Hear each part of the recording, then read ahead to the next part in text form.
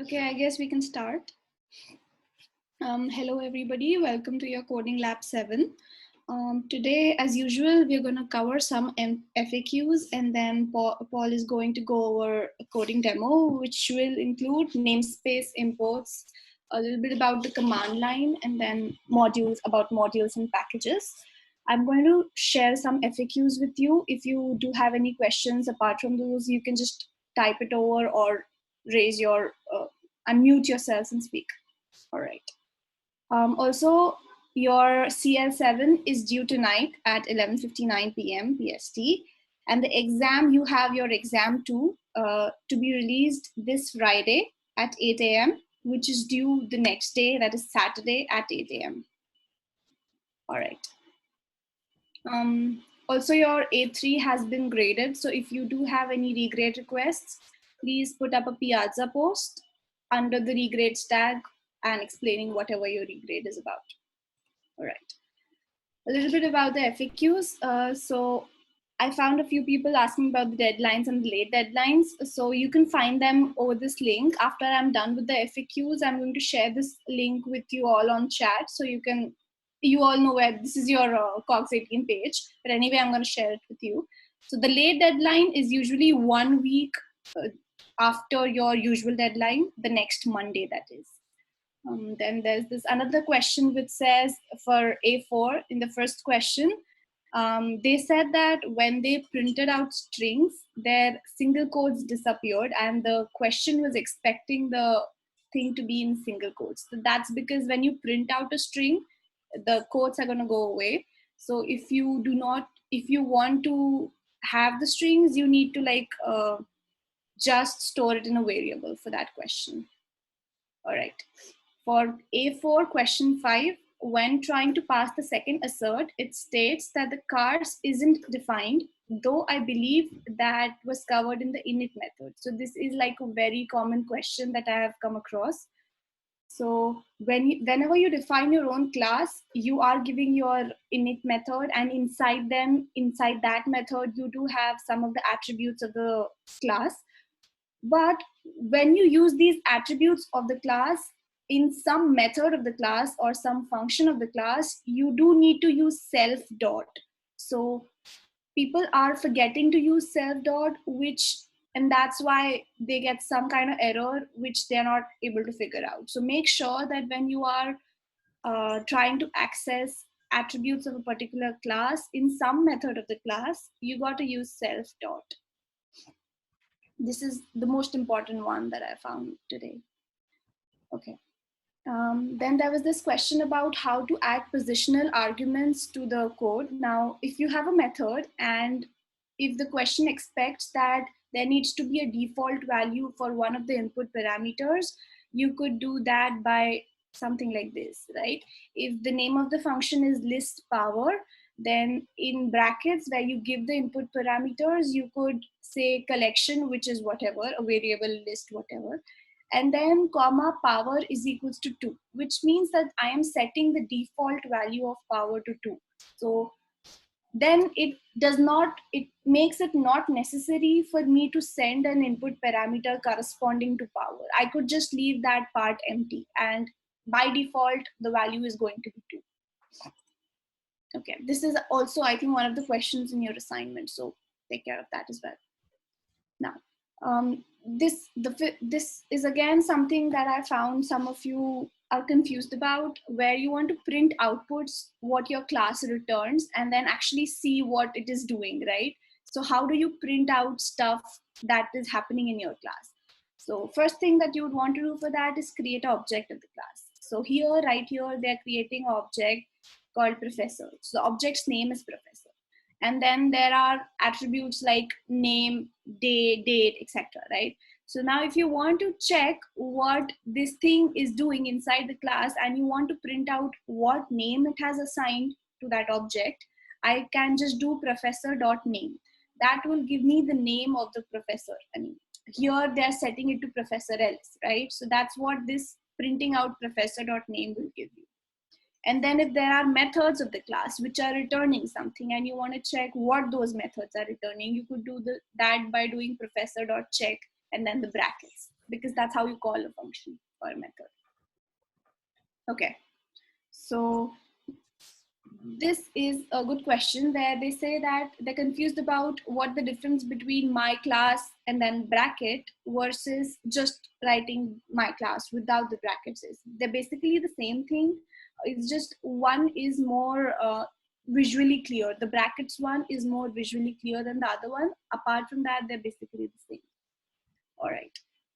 Those were the FAQs for today. If you guys have any questions, you can just put in the text chat box or unmute yourselves and speak. Paul, you can now take over. Okay, thanks, Aslisha. All right, let me just share a different way because I'm gonna have to jump in and out. Okay, let me see. All right, cool. So guys, today we're gonna be talking about, I think this is the last of the demos. The next few weeks, they're gonna be more dedicated on just the projects that you guys will do.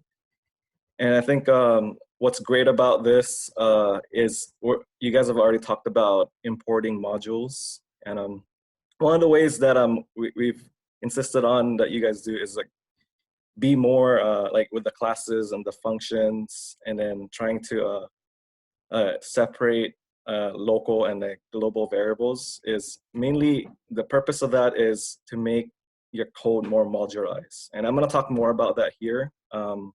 So first of all, the first part, we're going to talk about just what is a namespace and scope, what those are, and then mainly how to import different modules, and what's the difference between modules and packages. They're very similar, but like I said, in Python, there's different ways of, there's a different hierarchy of how you group some things. And then in the second part, yeah, if you have any questions, Ashisha should be able to give a breakout room. But on the second part, I'm going to talk about, mainly this is about your what is in the coding lab, how to navigate through your command line, how to run. I don't know if in class you guys talked about the different commands, but this will be very helpful in your project. Mainly the what it is just running scripts in a command line and running, like here now you're using the notebook, Jupyter Notebook, to run your Python, but then you could actually use an offline tool, the command line, to run these different things. So let's start.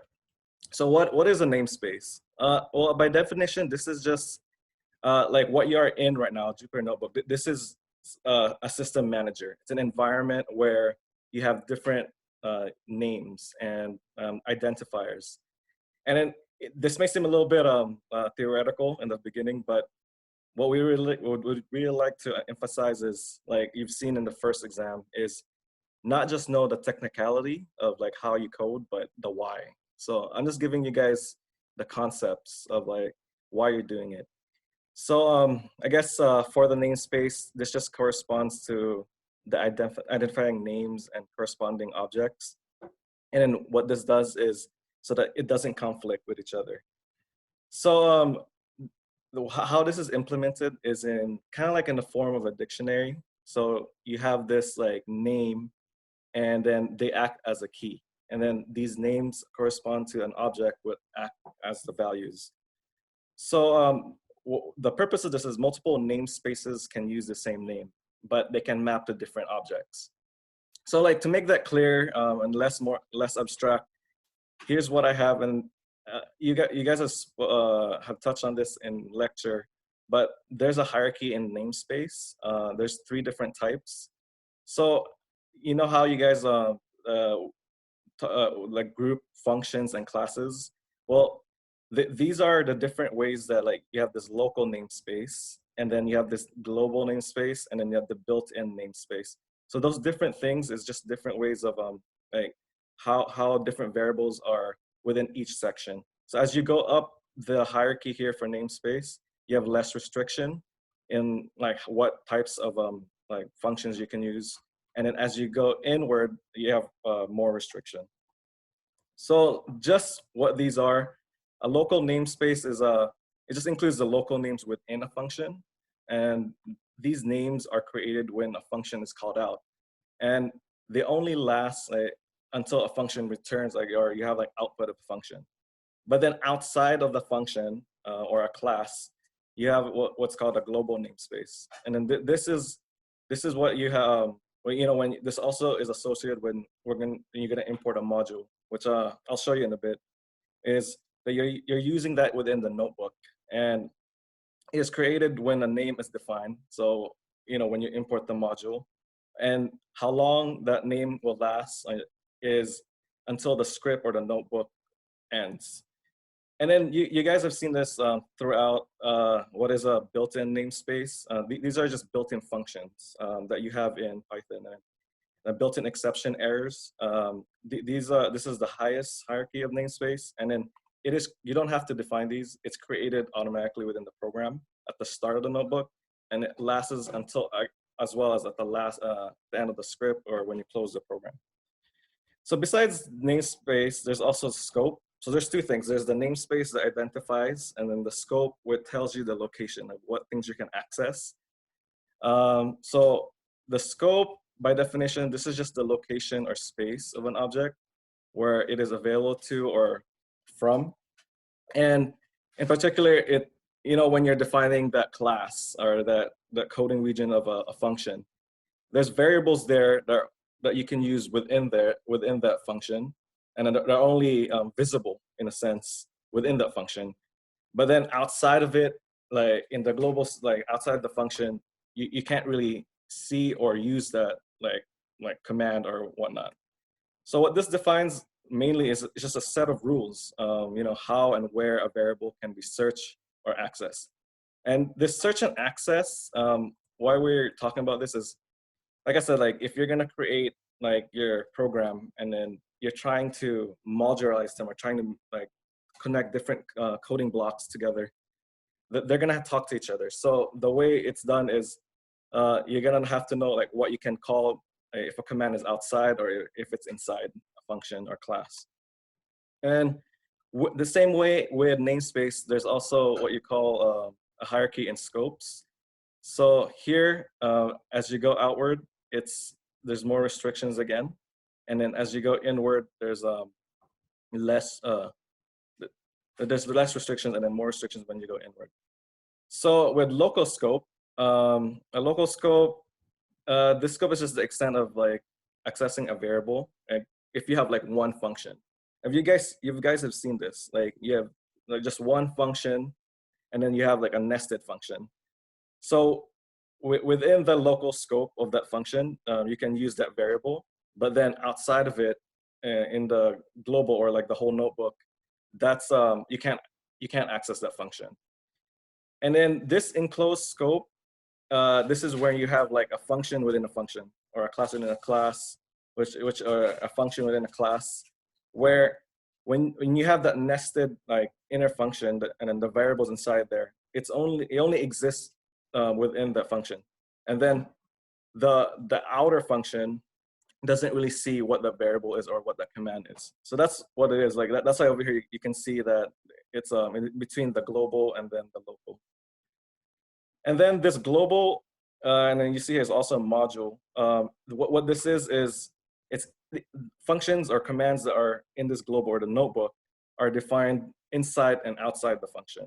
So you can access different, it doesn't matter whether it's inside or outside, you can access that function from the global scope. And then again, the built-in scope, the variables are already part of the notebook. And then by default, these are just functions or commands that's defined as, not defined as local, enclosed, or global. So now let's talk about what importing is, because the main point of knowing what a namespace is and then the extent or the scope is modularization. It's like, and then what's good about this is mainly in the beginning we talked about the different commands that are already available in Jupyter Notebook, and then you guys have downloaded Anaconda distribution. So what this is like when you're using just the notebook itself, you have the standard library of Python. So you have the commands that's already available without importing anything. But you actually have access to all sorts of commands that's not within the standard library. And the reason why for that is just to save memory. You want to be importing things that only are only usable during that time. You don't want it to be loaded every single time. So what an import is just a keyword to bring in external code into your interior notebook. And like these are just the syntax. There's like 4 different ways. Maybe there's a 5th way, but the different ways I'll show you some examples later on. But what an importing does, and like again, modular programming is very important. What it is just the process of breaking down a large task into separate and smaller, more manageable subtasks, i.e. modules and packages. And I've just included here some of the advantages. Maybe there's going to be a question later on about why you would use a module or why would you import a module. And then so the 2 different ones, module and a package. So a module it's just a way, how you have these different objects, right? Functions and variables and in classes. It's just a way to package all of that into one thing, which is a module, and then kind of just outsource it and then not make it part of your code. And a package is even of a higher hierarchy than a module, because you can put different modules within one package, and then packages within different packages. And what's good about this is like now that you're entering the how you guys are gonna create your own projects, is maybe you can use or explore a module that we haven't covered. I'm only gonna touch maybe a few of them here. Some of these are my favorite, and there's really one nice one, which I'm gonna show you a video later on, that you can definitely apply these modules. And then one thing I can say about modules is when you're importing them, you always have to remember before you can use the functions to import them. And then the different ways you import them will depend on what kind or how you can, the syntax of how you're gonna use the functions. So let's do that. So for the first one here, I'm gonna be using a math module. I know there's a lot of commands already available in the standard library, but there's even more. And then one of those is you can bring in a math module. So how you would do this I've included in most of them, but I'll just cover it here. So the first way you can import a module is just import and then that module itself. So you would do that. And a second way, I guess, is so here, what I'm doing is importing this math module. But then, you know how if you're gonna use a function or a class within that module, you would have to type in math first. So like over here, you type in math, and then whatever that class or function within that module, you just do this method where it accesses that function. But what if they're like, this module is pretty short, but there are modules out there that are pretty long, and what if you didn't want to type in the whole name every single time? So one way to do that is to do this as.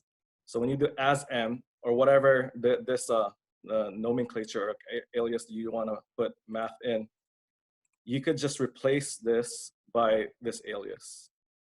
But for me, it's a matter of preference. I'd rather know like the full name so that I'm aware of what it's also good for documentation. And then another one would be, like in terms of like memory, you don't want to be importing every single like function within that module. So here's a way where you do like from, and then that module namespace, and then you have this import. And then when you do that so with this, you really have to know what type of functions are available. So one way I can like suggest is maybe before using a module, look at its like documentation. So I provided here, I can share this with you guys later on, but there's different ways. You can just probably like look up Python modules, and then whatever, if you want to check out like documentation, just look up what that is or what they are. And then the fourth way of accessing the module is from math and then an import, and then you have to put this asterisk.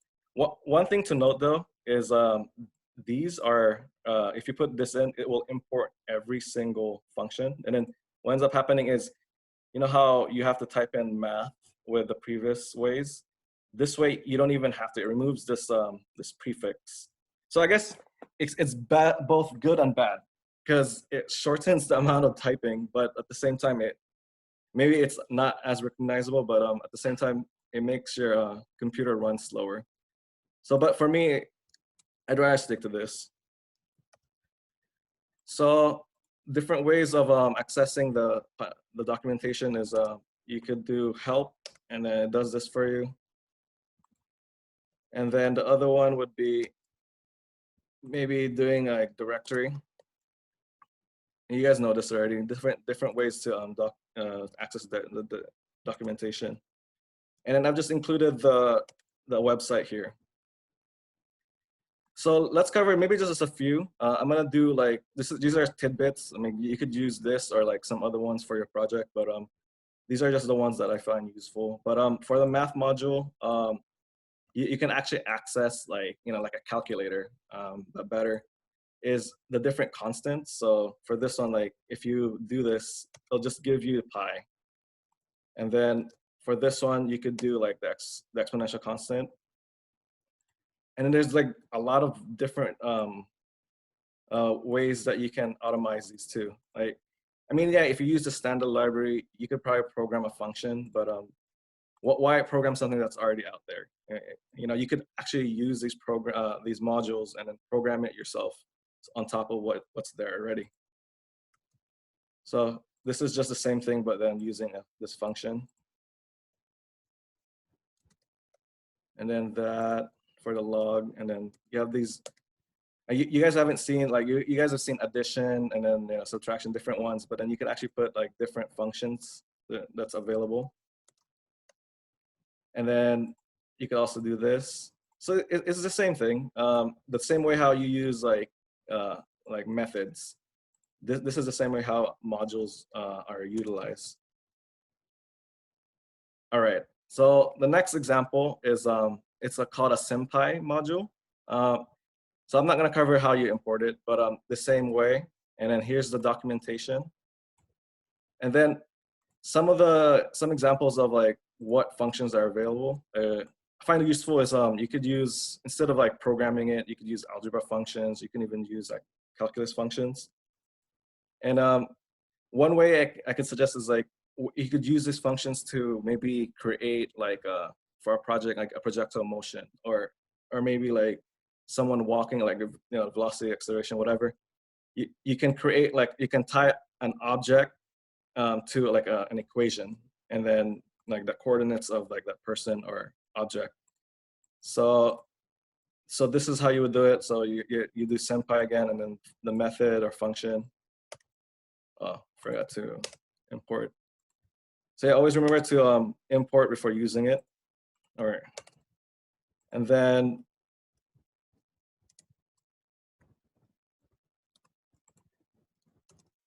this is how you would expand and see this is the output. It's pretty nice, actually. And then you could use simplify. And you can allow it to solve something for you.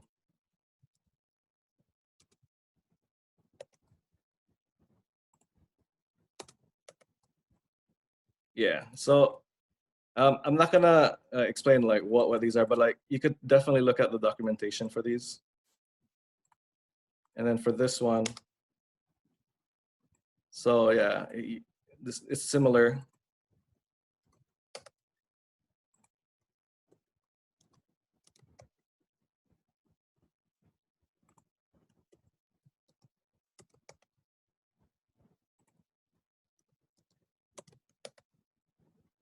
All right, so this next one, so besides just using like symbolic, like functions, you could actually, the one of the nicest things that I find is you can have it like provide, like how you guys have defined lists or arrays or whatever. You could have, there's actually a module that allows you to do that, but then more, you could actually plot it. And so one way that will mess with that is like a Numpy module. So Numpy here, this is just me doing that. This is a typical alias for Numpy NP. Here's the documentation. And like, you know, you guys have covered like range or like when you create a list. This is just another way of doing it. And you guys see it here. I create an array or a list or random numbers. And then what I would do is like, if I wanted to create like statistics, you can apply modules to do statistics for you. So you can find the mean of a list. Or if you wanted to do like the median, and then maybe like standard deviation. So yeah, this is a great tool to explore. Maybe this randomizing is good because then you know you want to do that with your sample, right? You want to randomize it. So this is a great tool to be included in this. And then I think one of the ways that I use every time is probably matplotlib. And matplotlib is as you can see, it can be used with NumPy. I'm gonna cover that in a bit of how you could do that. Because then you have, you know, you can create an array of numbers and then you can plot those array of numbers. So again, you import, just ignore this. This right here is actually just a line that says you can print the plot like not outside of Jupyter Notebook, but like you can directly put it in here. And here again is the documentation. All right, so a tool that where you can combine different modules is like, you could do this, it doesn't have to be NumPy, there's different ones, but I just like combining these two. But this is a tool to like combine, to plot a function from a list of numbers. So you first create like, you know, a list of numbers here, and that'll be your X value. And then from that list of numbers, then you get your Y values or whatever values. And then you create this like plot. And how you do that is, so in the first one here, I access the functions from NumPy. And in the second portion here, I access the functions from matplotlib. And you know how the one thing that you can see here is you're going to be repeating these every single time. So it's better to do the alias in this case. And then so yeah, you just create this, and then it does the X and Y. There's so many different capabilities that you guys can extend this to. There's even one, I think, where this right now is static, but there's a way for you to create like a dynamic plot where you create like an array, but then you can change this from dials. And you don't have to always code it, but you only code it one time, and you just give it a range. And then this will move depending on your values. All right, so this one I think is in your coding lab. I think it's like part 2. Is so like we've covered the different modules out there, but why not just create one by yourself? Well, one way is that you've already created functions and you've created classes, and to create a module is just an extension of that. And like I said, like it's not complicated to do it. It's just the logistics of it is, which I'm going to cover now, is how you can run or how you can create that, like that importing, creating that module and importing it into a new notebook. So what I've created here is my math, and I'll just open that up.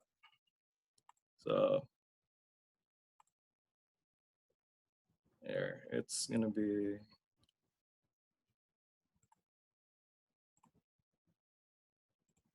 So I have this here. So my math is just a module that I created that has the different functions of like adding, multiplying, and then dot product.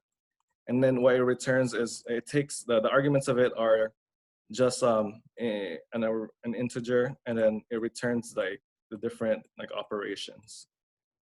So I've created this separately, and then now I'm gonna bring this into the current notebook that we were in. So how I would do that is just importing it.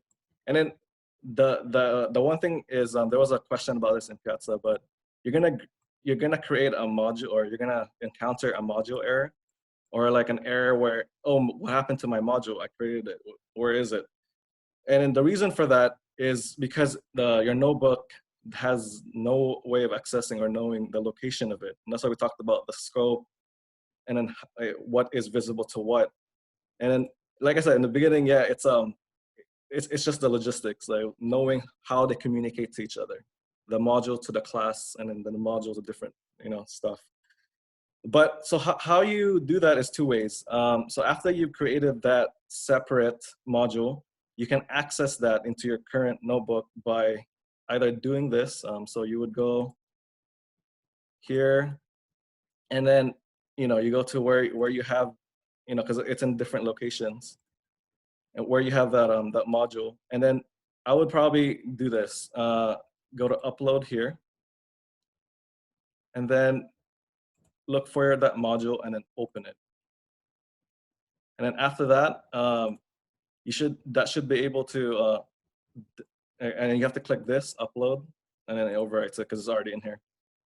And then so what happens is, like, where your current notebook is, it transfers that like module into there, where you can then access it and you do that by importing. And then the second way is manually relocating it.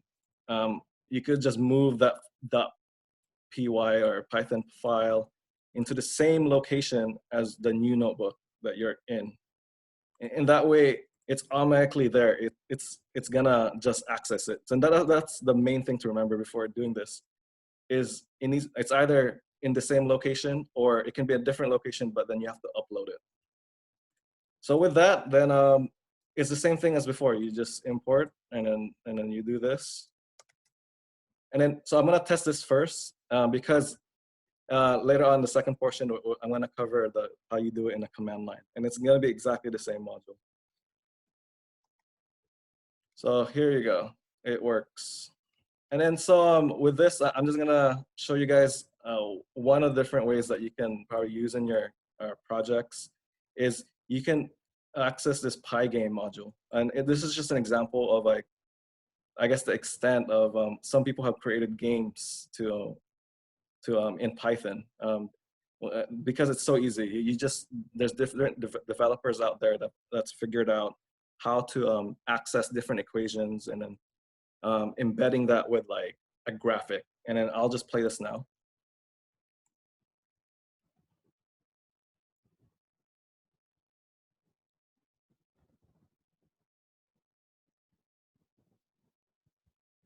Okay. So you can see, it could be very simple, like a square, or it can be complicated like this. All right, so let's cover the last part. And then, so what this is this is gonna be part 1 and part 3 of your coding lab. I know this might be different for different systems, but I have a Windows, and then other people have Mac. I'm just gonna cover the Windows. But if you have any other questions about Mac, I think I know some of them, but I just don't have any way of testing it.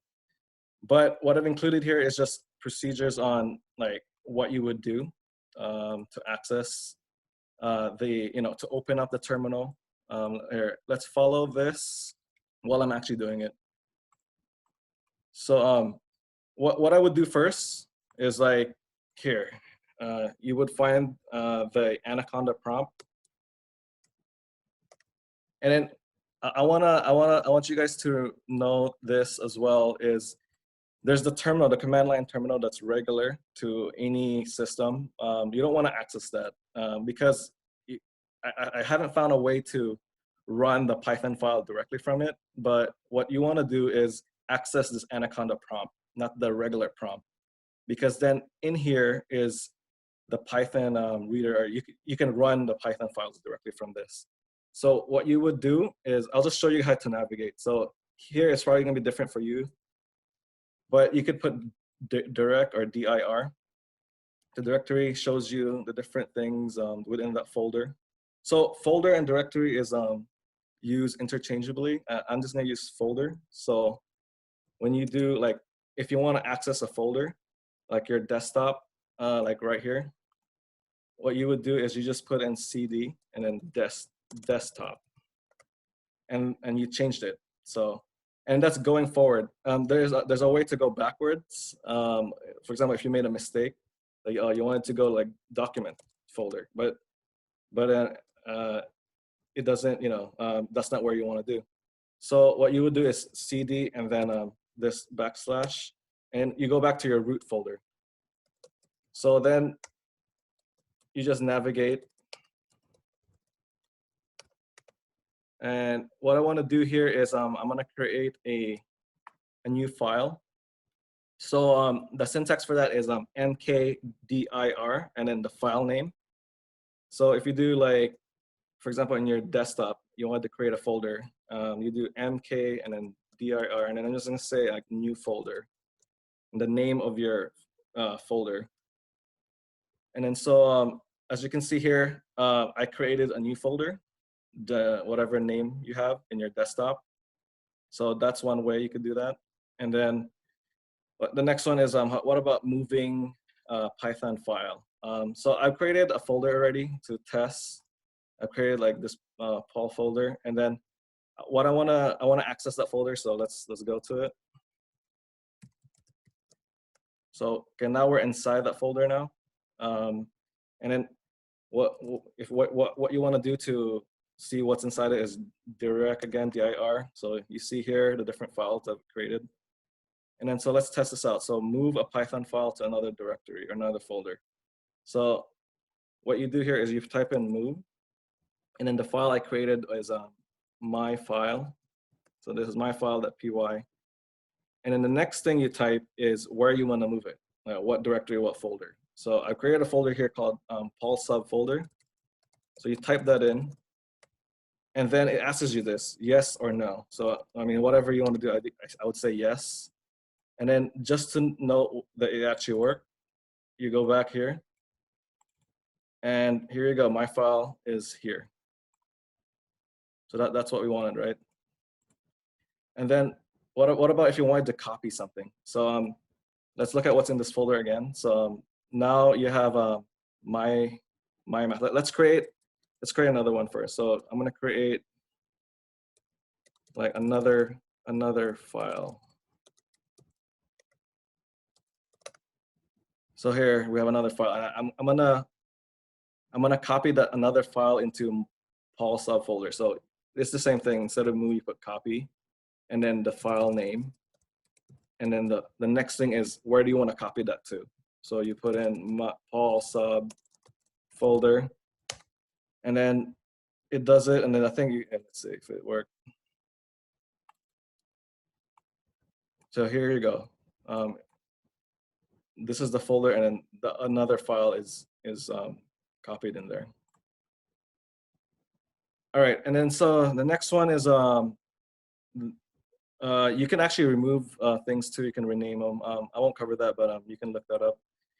But the main thing here is what if you wanted to create like a Python file and then you want to open that. For others, it may be different, but I'm using Notepad as my text editor. So for example, here, I want to access like my math, and that's the one we covered, the module that I created. So what I would do here is Notepad or whatever text editor you have, and then my math.py, and this is what happens. So it opens it up for you, and this is exactly the same module text. Okay. So oh yeah, one thing is so when you do that, this is very important as well, is once you save it, so you're gonna edit this or you're gonna do it manually, but when you save it, at the bottom here it says encoding, and this will be this is I'll give you guys this file, but this encoding right here, it's not for mine. It didn't default to UTF-8. It was like UTF was something else. But for some reason, my Python, or maybe it's the same with all, but if you don't have it as UTF-8 and you don't save it as that encoding, then you're gonna have some errors. Like it won't run for you. So just remember that. And then so once that's done, everything's good to go. How you would run it is just typing Python, and then you do my math. That actually, hold up.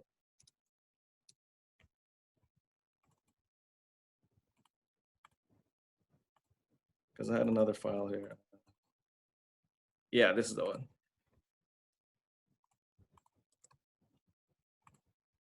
So what I'm gonna run right now is my file.py. I'll just show you guys what that is. It's exactly what I did for the one in the notebook, but now we're doing it in the command line. So you have your import numpy and import my math, and then all these other stuff. So if you remember, it ran it and it asked for the input, and you're gonna see that here, but it's in the command line. So I'll just make this bigger. So what you'll see is, so here, all right, let me minimize this. So let me run that file. So you do Python, right? Python, and then myfile.py.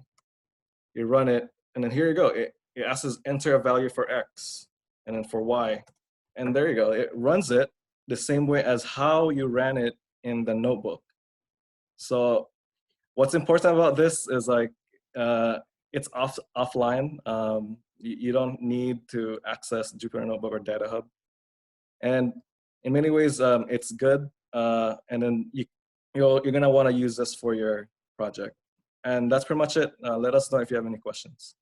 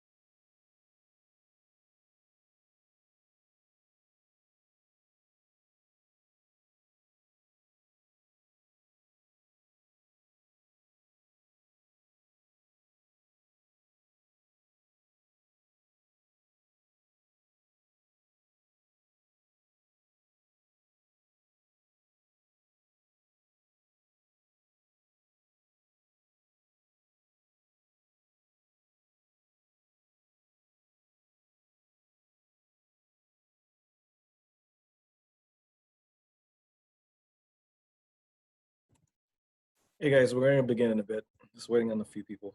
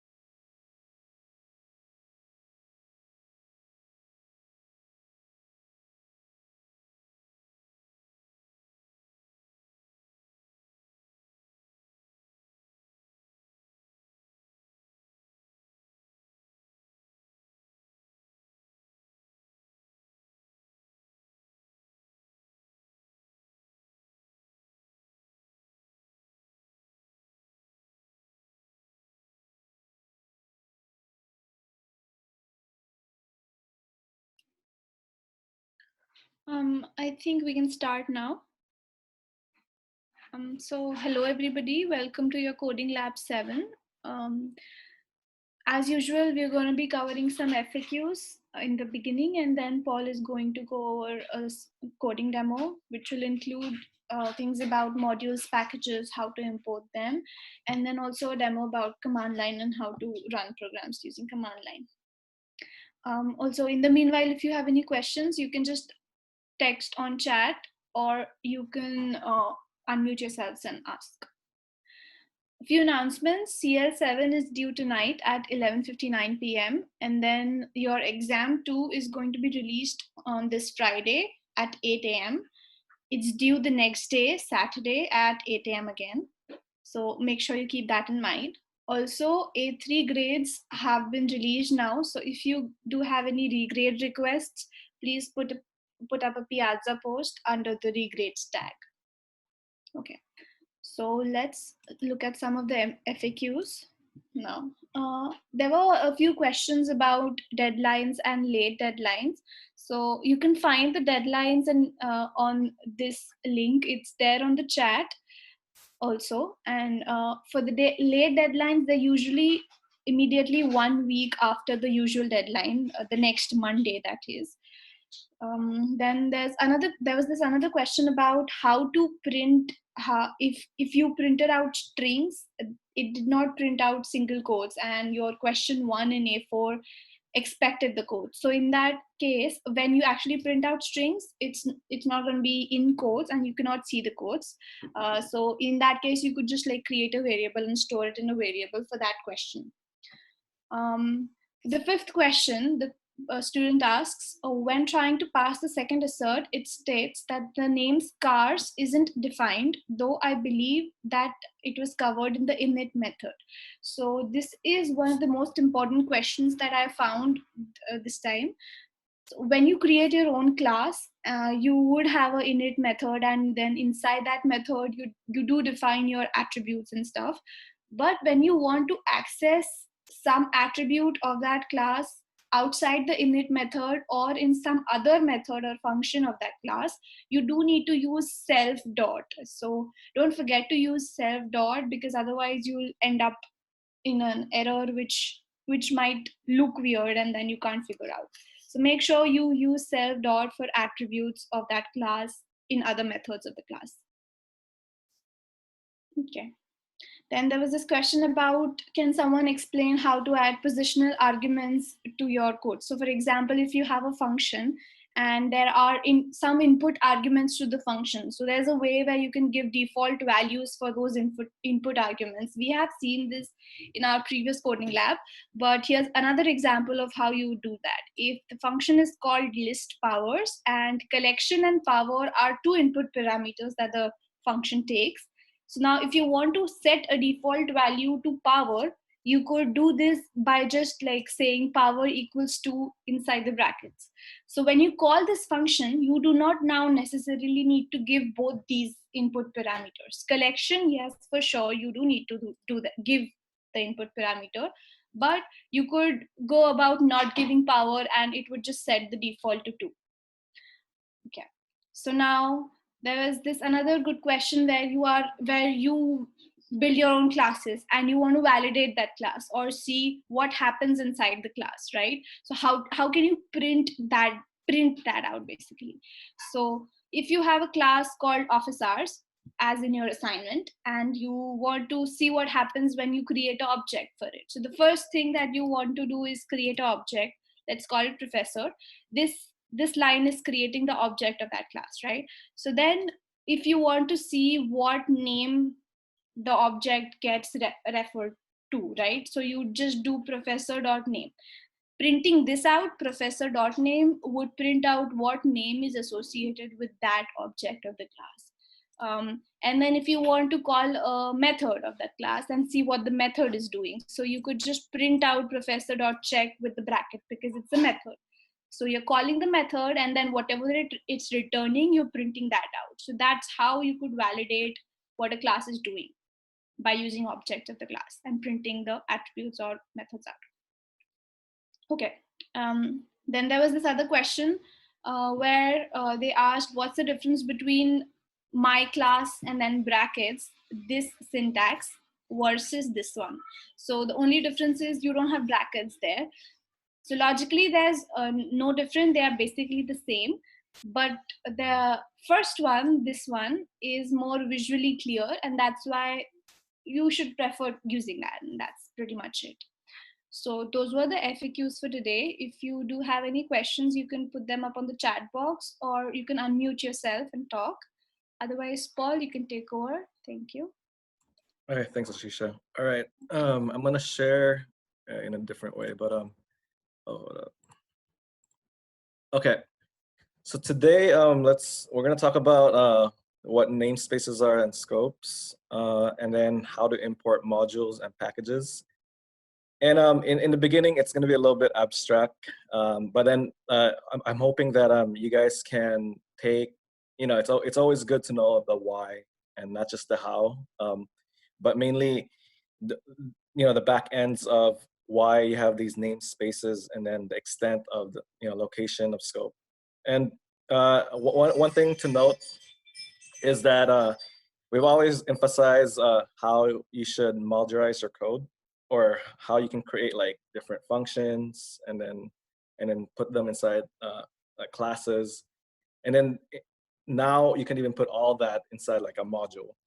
So the importance of this is to just make it more simple in the sense you have these different building blocks, and then what packages are just different like modules inside like a different package. And this I feel is like what I'm going to cover here is just a few modules that you guys can use. I'm hoping that you guys have already thought about the different topics or a topic for your projects that will happen in the next 2 weeks. But some things I'm going to give here is tidbits on modules that are out there. Developers have created different modules available to everyone, and that's why that's the importance of importing, because then in a way you don't always have to have it all in one notebook, and it's only the standard stuff, and then once you use them, then you import. So let's begin. For what are namespaces? So in class, we cover what these are. Mainly here, I'm just giving some definitions, which you guys can access from the Python documentation. But what this is just it's like an environment. Its purpose is to find or to ensure that you have a unique name, and then they correspond to like an object. The functions, the different things you can put inside a notebook. And then how this is implemented is kind of like how a dictionary is defined. You have this name to object mapping, and then so the names, the functions and commands, those are the keys, and then the objects that you define, those are like the values. So the purpose of this is that you can have different namespaces that use the same name, but then they map to like different objects. So to visualize that is what I have here. You have 3 different types of namespaces. You have this local namespace, this global namespace, and then the built-in namespace. And from this figure, you can see as you go outward, you're gonna have less restrictions. And as you go inward, you're gonna have more restrictions here. We touched on this a little bit, like, when you create a function or a class, is like within that, like the space inside like the function or class, that's what we call like the local space. And then the outside of that is like a global space, and then you have everything else.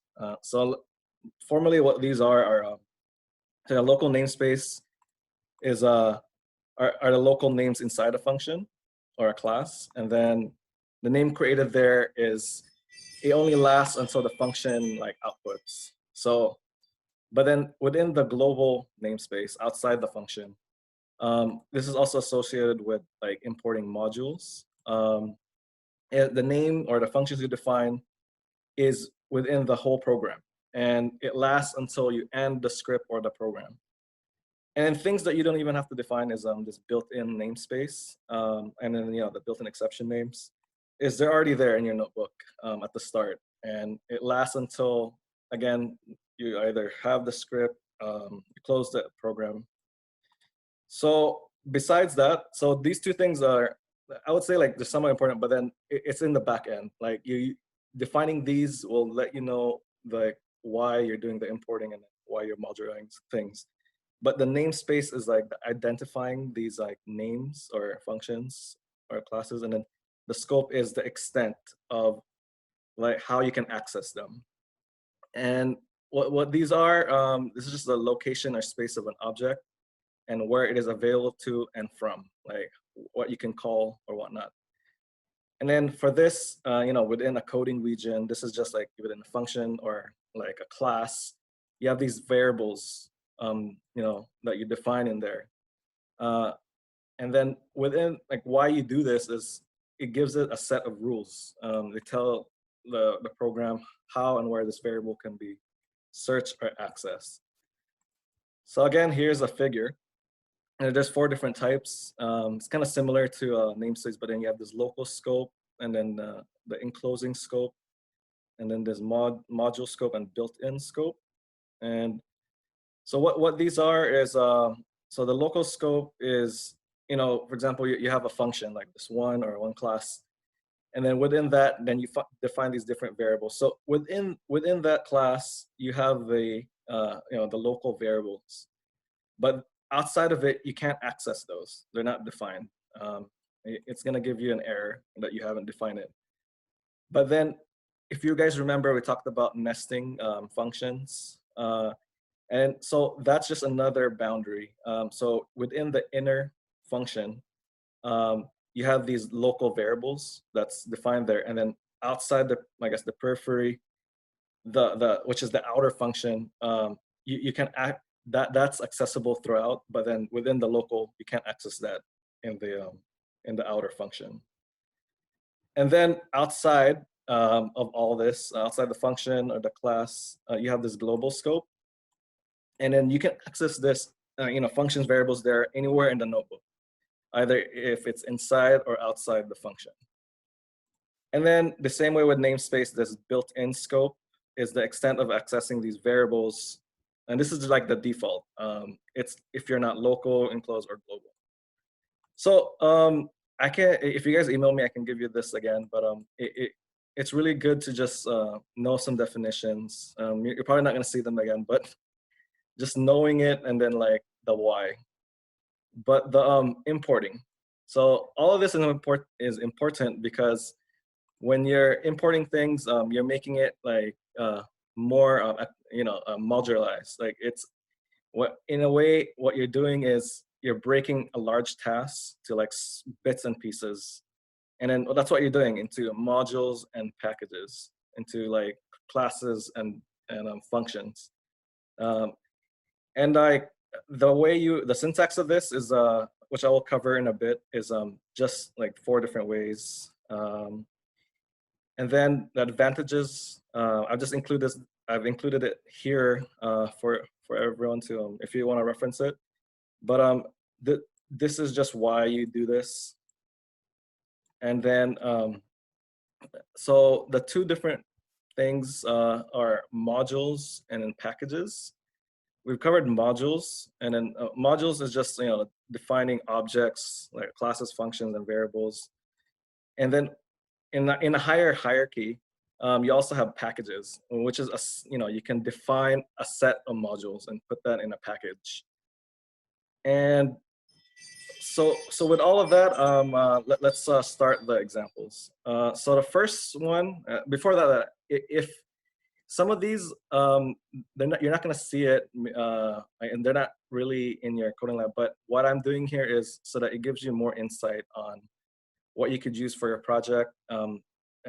Definitely, you could use other modules, but they just provide an example of like the capabilities of what things you can import. So first of all, here the math module. With all of this, they talk about how to import it in 4 different ways, so I'll just cover it here. So the first way you could import is just typing import, the keyword, and then the module name.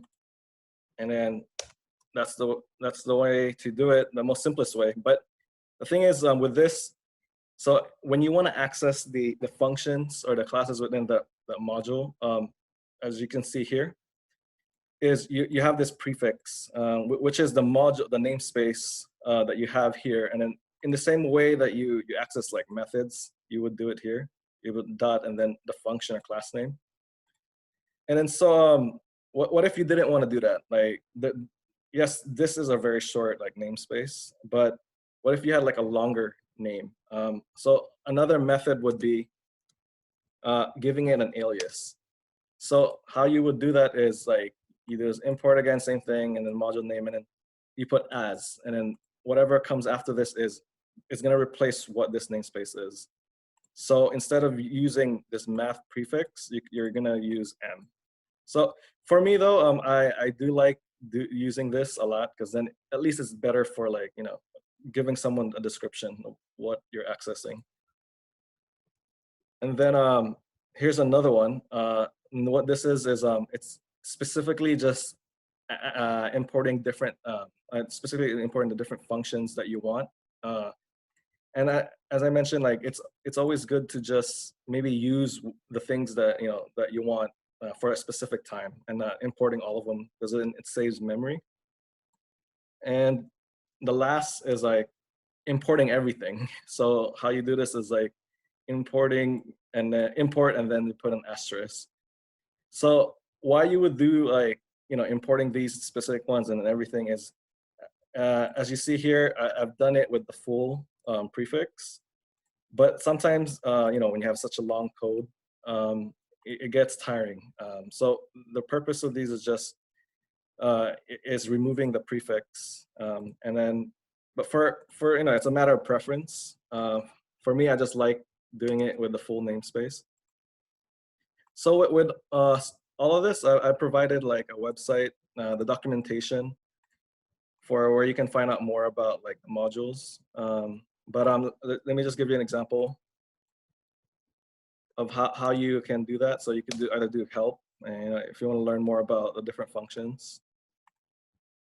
And then you could also do like directory. And this is just, different things. You know this already. And so here's just some of the useful like functions that you can use in the math module. You can either do like constant pi, or you want to do like exponential. And then in the standard library of Jupyter Notebook, you have like commands already that's built in. You have like the addition operator, or you have like the different commands that you've learned in the beginning. But like what modules do is it gives it more definition. Some of them overlap. Like there's some modules that have already defined like these functions, and then but it's just different developers that created it, and then they made it easy for them so that you don't have to recreate the wheel every time. So here's the exponential. And then you have, you could do this. And you could even do like cosines and sines. And then the absolute value. And then like some of this, like you're gonna see like as you learn more about these different functions, you can really expand on it. Not only like, so you guys learned about the list, but then there's a module that creates, you can solve functions. You can even like create an array. And then you're gonna see in a bit where you can combine different modules to give you what you want to do, like plotting points. So here's another one, Senpai Module. And I'm not gonna cover how you import it. It's very similar. Then the Senpai Module documentation is here, provide the website. And then here's just some examples of the functions in Senpai. So here what I'm doing is I'm defining this function symbols, and then so that's what it is. And then what this does, this module is just, it does like a symbolic like math, like it allows you to like do this like a calculator. You can expand that, and then you can do simplify. Wait, hold up.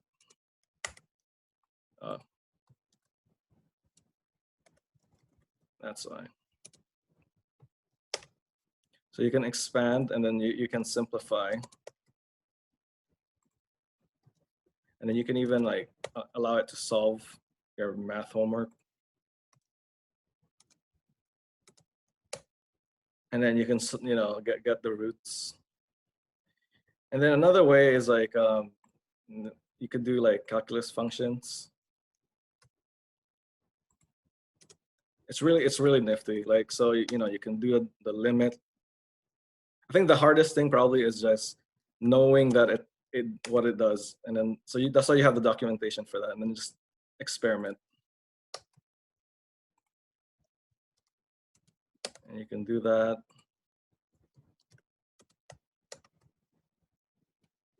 All right, so like I said, like if you guys remember, we covered like you know, defining a list, you know, sets of integers or floats. There's actually a module that, you know, uses that as a basis, but then, you know, expands on it, and this is Numpy.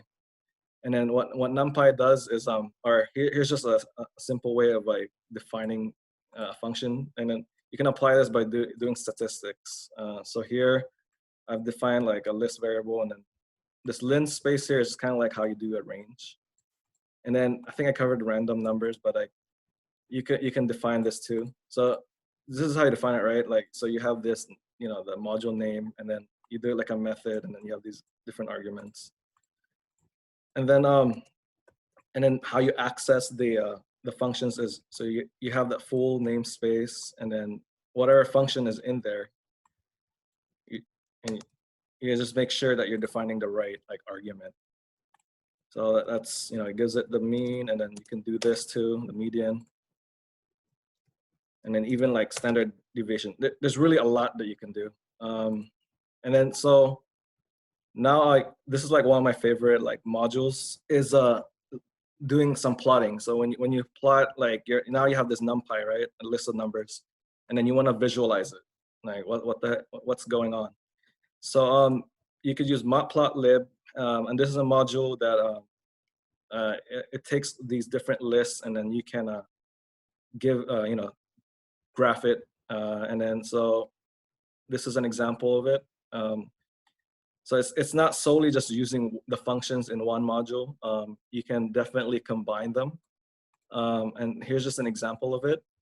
So what I've done here is like, just to see like the logic is, I've created this the NumPy namespace. I've used an alias here, and so that, you know, I mean, you're gonna have different multiple lines. You don't want to keep on like typing it. And then here I've used like the plot. So matplotlib, I've used this alias. So here I just define a few x's using NumPy, and then, you know, the different coordinates y and z. And then I've used matplotlib to create the graphs for me. And here you go. This is just a simple way of like doing the graph for you. There's different, you can even do like bar charts, whatever you want to analyze the data. And then like with all of this, yes, it's good to use built-in functions and like classes and then like modules. But the next thing to think is, what if you created your own? It's always good to like learn. I mean, for me, I would learn like how different things are created first, and then you would customize it, would just be the next step. And here, what I'm gonna explain it first, and I'm gonna show you is I'm gonna use NumPy to create an array, and then it asks us for like an input. But then how I'm gonna do the like, just to serve as an example, is I'm gonna create like a math like module. So this is my custom module, my math. And what this does is it will I've created this with like an add and multiplication you know, operators and a dot product of these vectors. But it automizes, like I can automate that. Like I can use that in like different notebooks. But before I can do that, I just want to cover this very, because I've encountered a few errors, and there was actually a question on Piazza about this, about the module error. Like when you import it, it doesn't really know that you have a module. But let me just show you where that is first. So if you create that module, and then save it. You're gonna see it here. So this is what I created. So just that math module, and then 3 functions. And then how you would access that. So this same exact way of doing it is not complicated, and you just have to learn it once. But you just need to know how the logistics of the steps of doing it. So to avoid that error, before you import, you should there's 2 things you can do. The first thing is go to where you define that function, and then just click upload, and then search for it here. So it's right here, and then open it, and then upload, and then it's in here because it's already in it. So that's one way. And then after you do that, then you import. The second way would be manually relocating that the function or the module you created. So you could do it outside of this. You can just drop and copy and paste that function.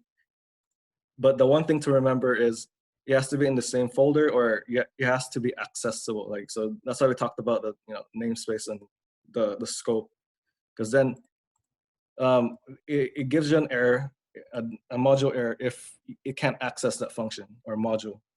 So this is a way to bypass that error, to resolve it or debug it. So after that, so you import this, and then let's see if it works. And later on, I'm going to talk about how you can, here is a way to run a module within a notebook, but then you can do it offline as well. And what that is using a command line to access your module and then run your Python files. But this exact code block will be what I'm going to run here as a notebook, but later on in a command line. So what this does is, so it just asks for this, and then it works. So there's no error. And before we do that though, I just want to show you guys the capabilities of it's non-technical related. So we've learned different things the basics of Python, how you can define functions, classes, but then how do you really put that together? How do other developers what other creations and what things have they done? Well, with these different modules, there's actually this really nifty one called Pygame. And what others have done is they created different modules to simulate a game using equations and then adding graphical features to it into what you're going to see here. I'm just going to play this.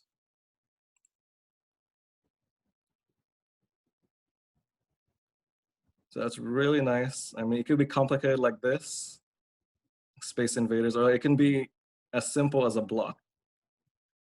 Part of the hardest thing is knowing what you can do here. So that's why you have I'm not gonna cover what, but then you could do I guess the physics of it. And that's up to you guys, how you want to move this guy and what actions you can do. So yeah, you can do something very complicated as a project, or you can do you can even do a projectile motion, or you can just simulate the equations for that, and then adding. So I guess I would suggest that, but you don't have to do it. But maybe take one module, search it in Google, and then go to 9 yards. Just pretty much explore the different functions it has, and then what you can do, and then show that, or put it in a paper, and then or write a notebook for it. But now let's cover what's actually in your coding lab. So I think part 1 and then part 3, they cover things that you can do in a command line and using notepad scripts. What this is really is just writing a code, not from the notebook, but then in a notepad. There's other text editors out there. You don't have to use Notepad, but that's just what I have. And then what I provided here is just it's just a way to maybe give you guys a procedure. You don't have to follow it, but what I find helpful is just knowing okay, what can you put in the command line? Because sometimes it's the same way with Jupyter Notebook. You put in something and then it gives you an error. So what I provided here is like a few of those things. I think in the lecture, the professor gave like a few commands. Some of them, I think they work for Mac, but what I have here is just for Windows. So let's do what it does. Before that though, you guys have done this in the way beginning is you've downloaded the Anaconda distribution. So when it says access the command terminal, you guys know that like you have the your system's command terminal. What you want to do is not access that. You want to access the Anaconda prompt. The reason why is when you use this, then you can run the Python files from there, and there's no error.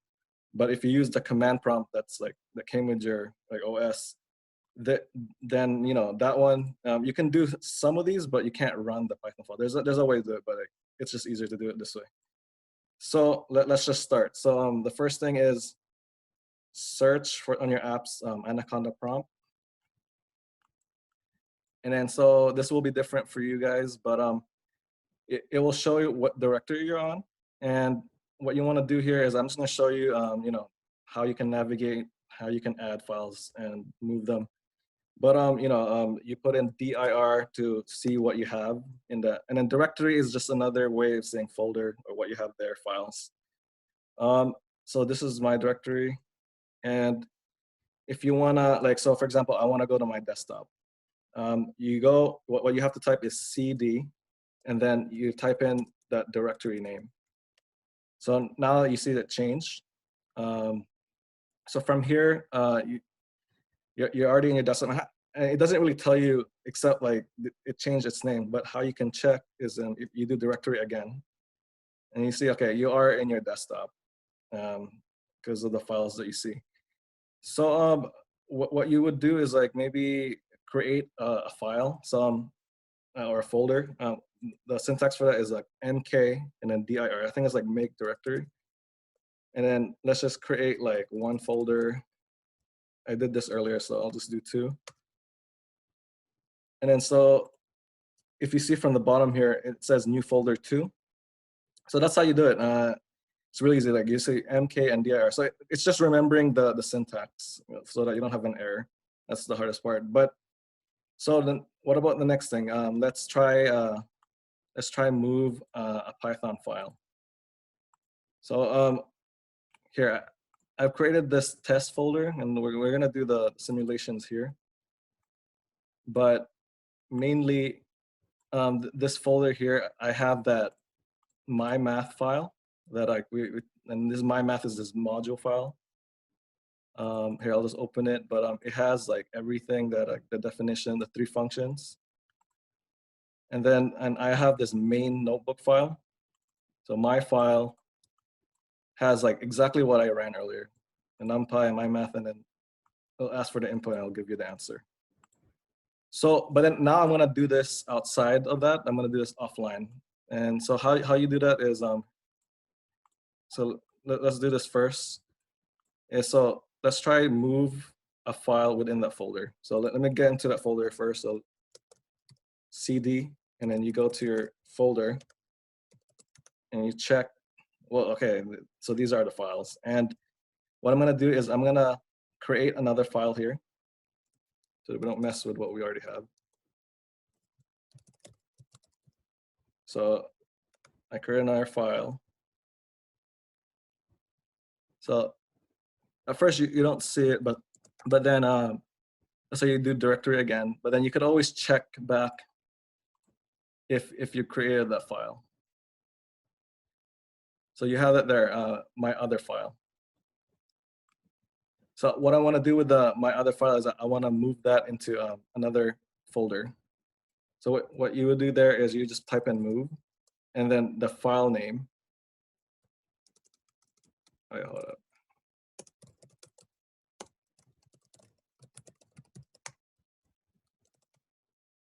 Yeah, so the file name, you move, and then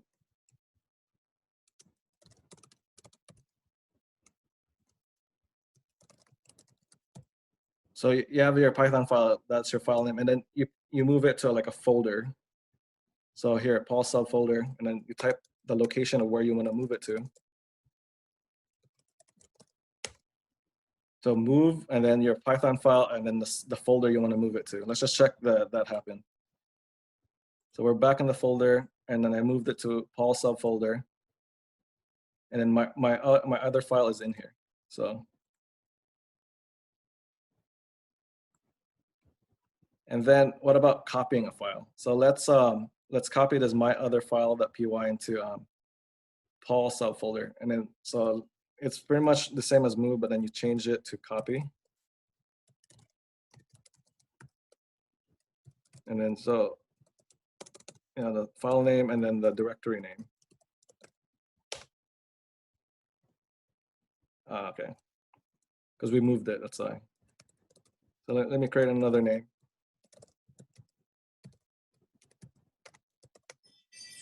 So we have it here, and then I want to copy that into the subfolder. So it's the one that you created, and then the folder you want to copy it to. Hold up. Oh, because let's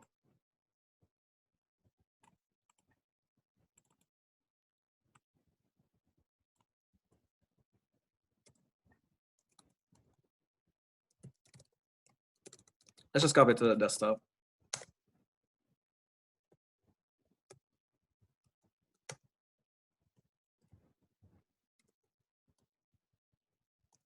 Anyways, yeah, so when you copy it, it's the same way as moving it. So after it, let's try to run this file now. The syntax for that is, so before that, you want to edit the file. It's going to be different for you guys if you don't have like Notepad. So how you want to open the file is you do Notepad, and then the file that I have, which is like my math, and then you do this. So it opens up Notepad automatically. And then what you want to do is this is very important because I got some errors doing this. When you save the file, make sure your encoding here is like UTF-8 so that you don't hit any errors. And then let's open up the main file and check if it's UTF-8. So the encoding here is UTF-8, and then save it. Okay, so I think we're ready to run it now. So how you do that is you type in Python and then the file name that you want to run.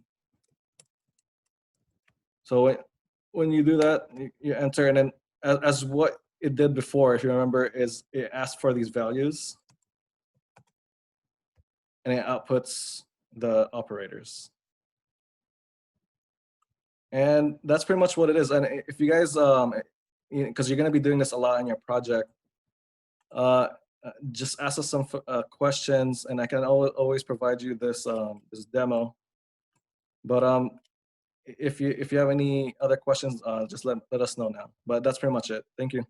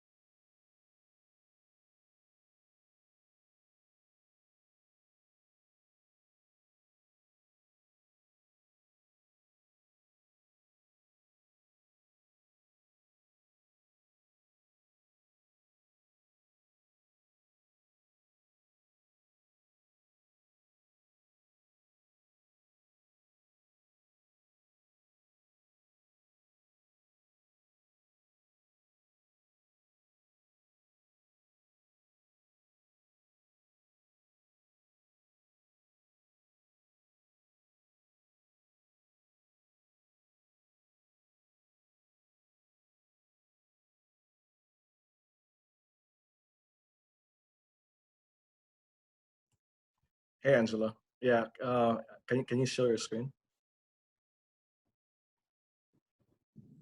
Sure. Yeah, because so wait, this is the first one, right? Yeah, the first problem. Okay. I don't know which screen. Here, let me just do this screen.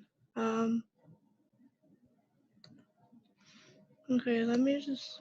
Yeah, I see it now. You see it? Okay. Yeah. Let me just move to the right. Okay. Yeah, so like this first one is like I pretty much just I have it like that's what I went over the second part. But like do you have the Anaconda command line? Yeah, I do. I have it here. Okay. Like this. I don't know if you see it. Yeah, that's actually yeah, I had that same exact problem earlier. When when you share your screen, go to like advanced options. Oh wait. Advanced. Yeah, because and then I think I did like the first one.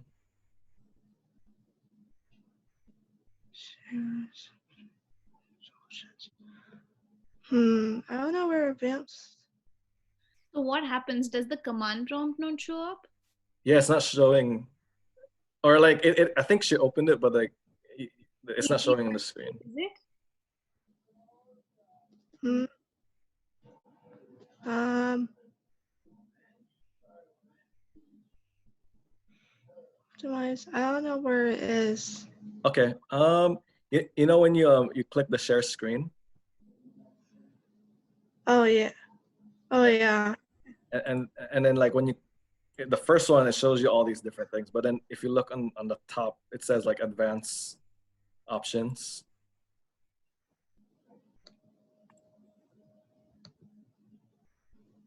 Oh yeah. Okay, okay. Yeah, and then when you click on that, there's the first one, and then like yeah, I think you have to draw like a window. Like just try to capture like your whole entire screen. And I think using that you can I can see exactly what you're looking at. Like across different windows. Interesting. Okay. Let me try. Okay. Yeah, I see it now. There you go. Kind of. Yeah. It's weird. Okay. So the first one, yeah, you did it there already. You did like make directory. But like oh you're using okay, let me see.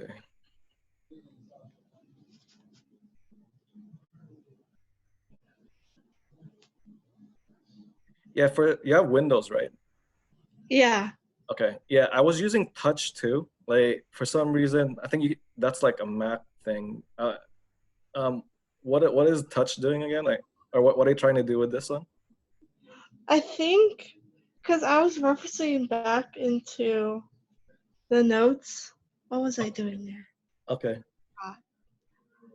Um. What was I doing in touch? I don't remember. I'm trying to see. Okay. Oh, I was trying to create an empty file, Oh, you're trying to create an empty file? Okay. but I guess it didn't work out. Yeah, for like the one I know is like if you create just a file, like the empty file, like make mkdir. That's what I usually do. Oh, mkdir. Yeah, you can just create like and then the file name .py. Oh. Yeah.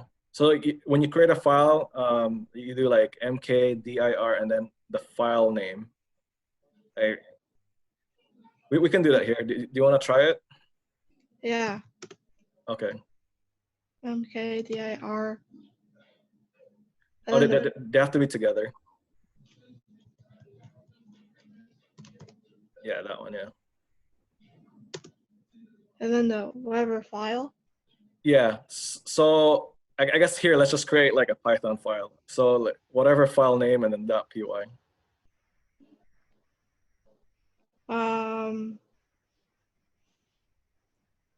Okay, I guess I'll put, I don't know if I could put like their name dot Yeah, sure. UI. Okay. Do you have a like for a file name? I think yeah, try that first because like you have a space there. But go ahead. I don't know if it Okay. worked. Okay, you do have an answer. Try look at so the way you would check it is so now you did that, then type in like dir. Like dir will check what you have. Oh, like directory? Yeah, like, and try try that. There you go. So you see it, it's in there. Interesting. Yeah, like it works. Like earlier, I think I made a mistake, but like I was creating like different folders instead of files. Wow. But yeah, this is really actually like doing this is like very helpful because it's the same thing like with other command lines. It just depends on like what OS you have. But Okay. like yeah, did you have other ones? Like I guess I tried to do like when it says like the instruction of like inside your terminal, use a text editor to open the file. Yep, yeah, that's the most complicated one. Yeah, I was just like, what? I tried to do the Vim, Okay. and I think I did that once, and I mean I got into it, Okay. but then when I tried to type something, I tried Mm. to type something in there like "Hello World," and it just had a whole lot of dashes. Oh, okay. Yeah, you could actually do that too. You can actually have it print like any print hello world whatever. Okay. Did you try doing that? Um, did I try? Yeah, did it like does it work or do you know how to do that? Oh, with the text editor. Yeah, but I need to like reference the lecture notes. Like, I can't do it like off the top of my head. Okay. If okay, so I actually forgot to put that in the demo, but like you could use like echo. Like if you type in echo and then like try to put in hello world whatever. Ah, And then okay, so that works. Yeah. So that's kind of like a print statement. interesting. Okay. All Yeah, right. Well, that's one. And then so like we don't have that much time, but like do you know how to run the Python file and then the notepad? um, no, I don't think I do. Okay. Let's do that right now. So you know how like you created this file, right? This their name Python file. Mm-hmm. And let's try to open that with like notepad. So so like just type in like notepad and then that file. Like their name that yeah. Like that. Yeah, try it first.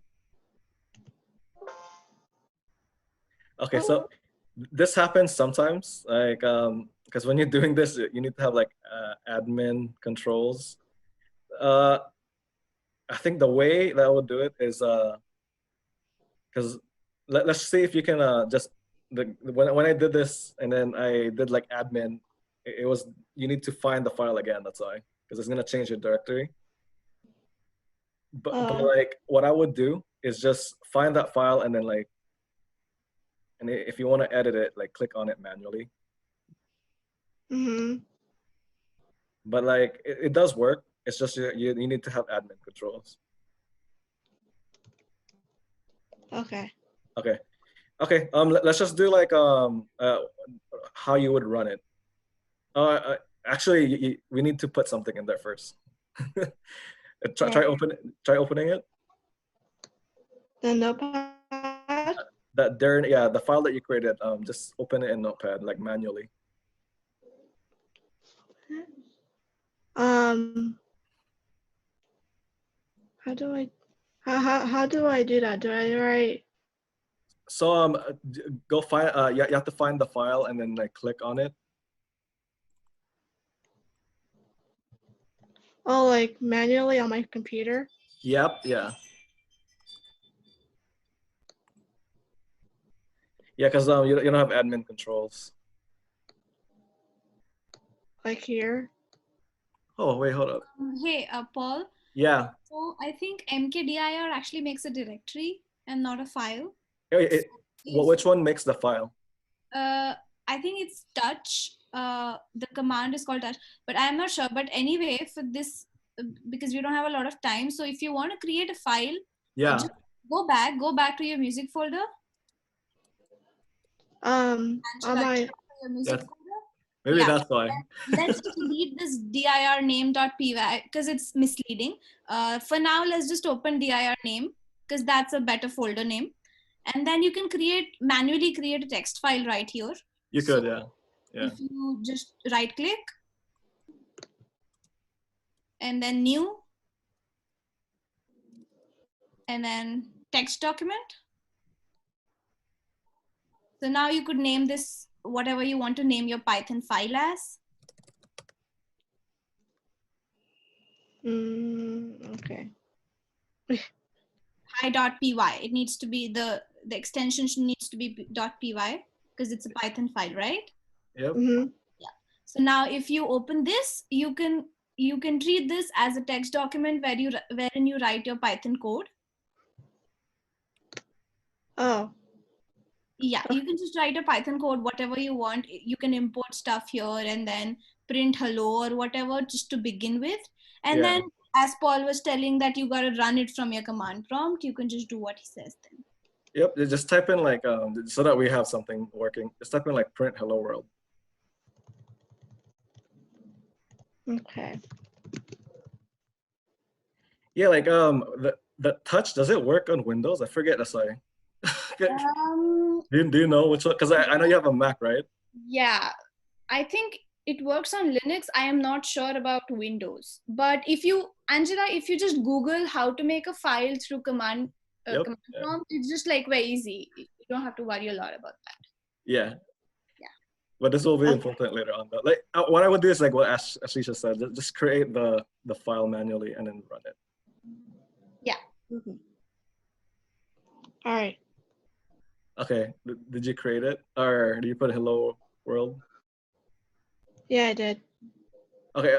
Put in like as this is like print and then the parentheses with you know the print with the apostrophes and stuff.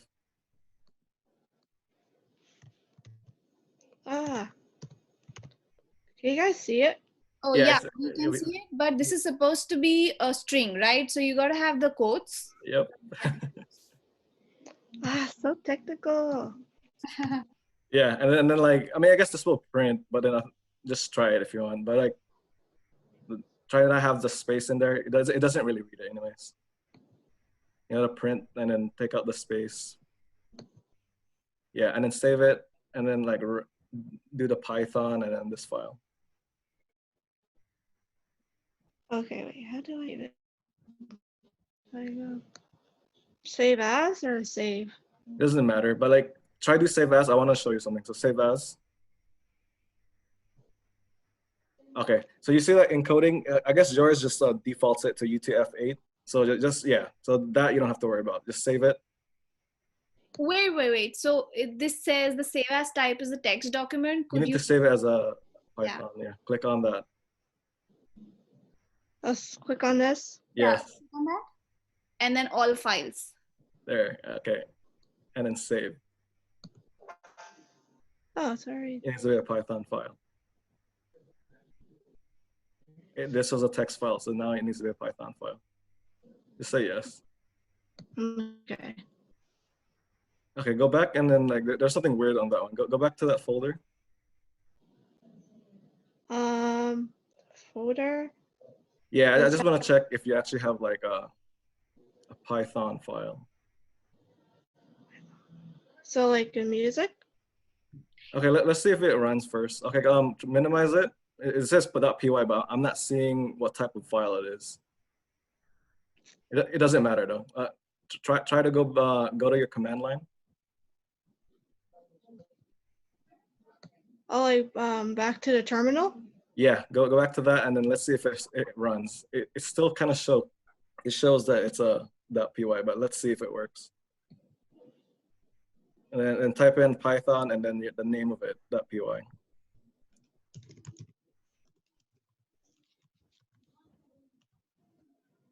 Oh,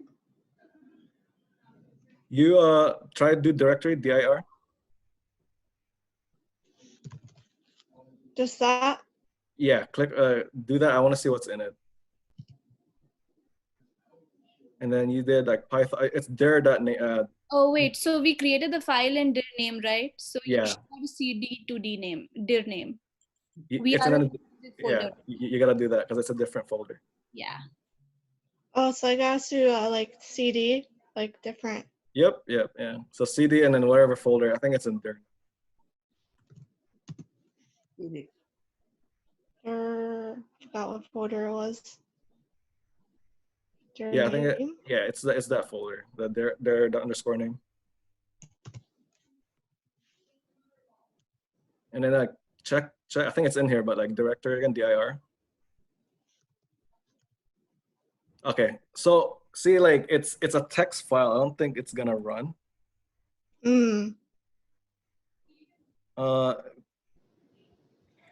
One thing I would do is like if you go back to that folder and then like click on try to erase this .txt and then yeah, do that and then let's see what happens. Okay. Because it's still a text file. Yeah. If this doesn't work, I have another maybe potential solution. Okay, go ahead. Okay, click on it first. Okay, it's already a text. The file, right? When you tried save as, when we open the file, we chose to overwrite the file. So rather just create another new file because this is originally a text file.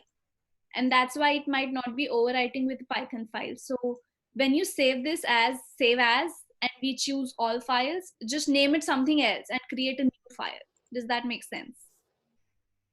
Okay, open the file. Yeah, click on the file. Okay. And then we need save as file and then save as. And then just rename it to something else other than hi. Yeah, let's try this one. Okay. In your file name, don't call it hi.py. Instead, call it something else, hello.py or whatever you want for that matter. Yeah. Yeah. So now this we are creating a new file, right? And then save as type should be all files. And save, yeah. And then save. And then now cdir, like go to your command prompt. And as Paul said, just do dir and check what all is there. Honestly, this worked like perfectly before. Okay. So do Yeah, dir now? Just try it, yeah. Yeah. So like what, CD? No. So we are already in that folder. So you don't need to change directory now. So we need to see what all files are there in this directory. For that, we do dir, right? So do Right. dir, Yeah. Oh, there you go. So now there's this hello.py. So now it's a Python file. It's not a text file. Yeah. And then you can just run hello.py. Yeah. So run it, Angela. I think it should work. Try it though. Project Python and hello.py.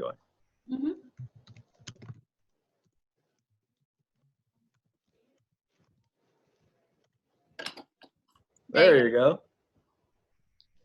So now you had hello world, right, in that Python file. So now you can have like a whole bunch of code there, and then you can just run it using Python and the file name. That's pretty much it. Yeah. So this is very simple.